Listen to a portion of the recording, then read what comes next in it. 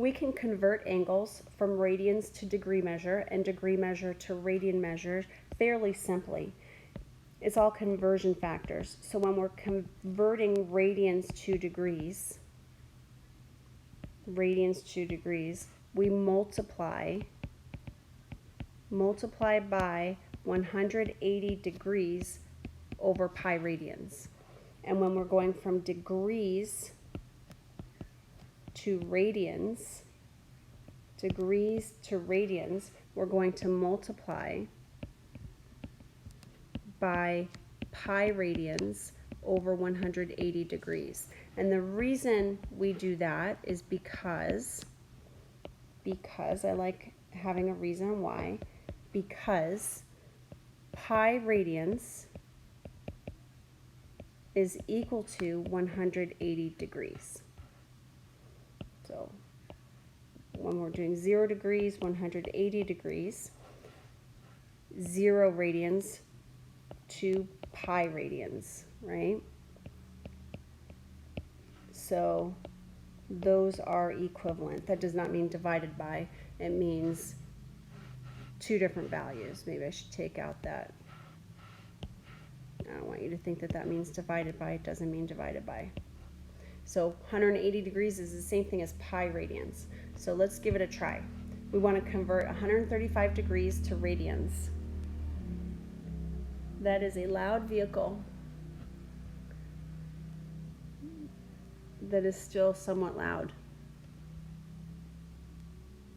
Driving further away, and we could be talking about speed right now, but it seems like it's driving right back.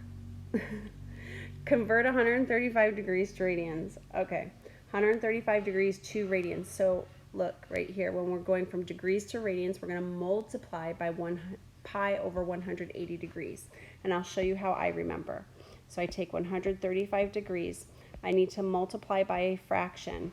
I want degrees to be in the denominator, so that's how I know that pi goes in the numerator and 180 goes in the denominator, because then the degrees are going to cancel out, just like you cancel out common factors.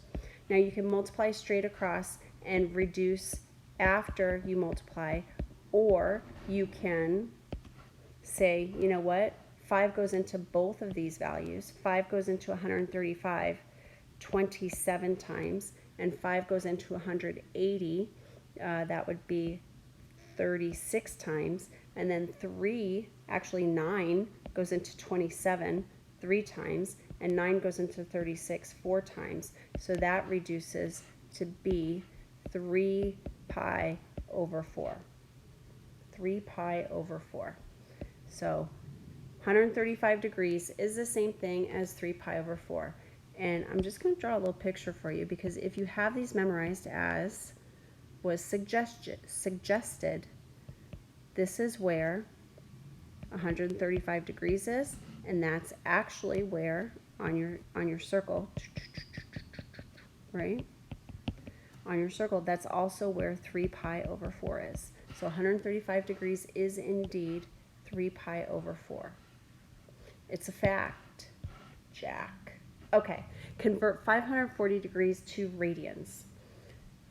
540 degrees to radians. So you're going to start with your given 540, and we want to go to radians. So 180 degrees is going to go in the denominator, so the degrees cancel.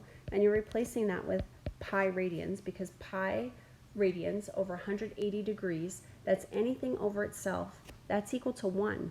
This right here is a factor of 1. Important to note.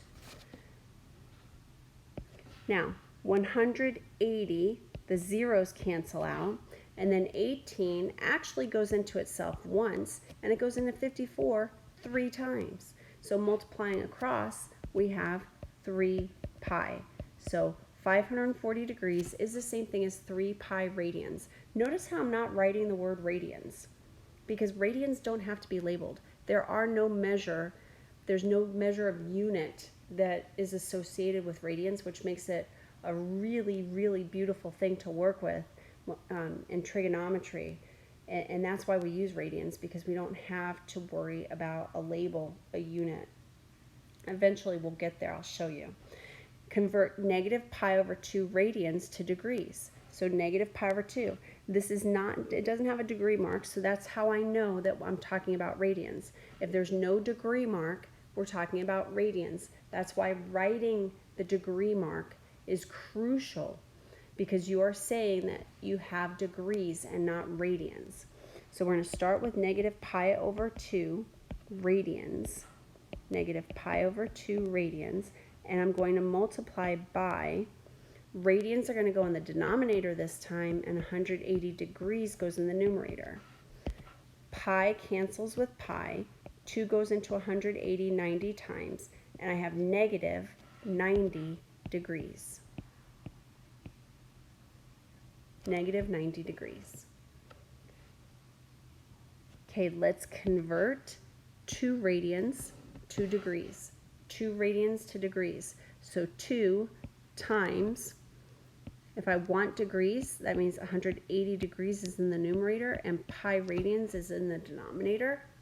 Nothing cancels out here because this is 2 over 1.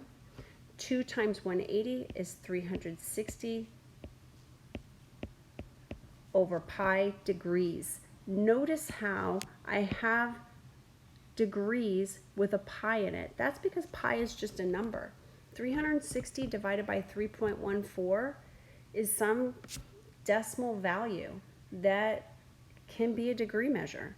And this is actually, absolutely actually, a degree measure. So 360 pi degrees. This is exact. Now, if we were to put this in a calculator, we'd get about 114.59 degrees. So you can see that, you can have a decimal number of degrees. We know that. We've been working with it. And that's what 360 divided by pi is. It's a decimal number of degrees. Okay, we're going to come back and we're going to apply what we've learned with linear speed, angular speed, and then we're going to do a couple of word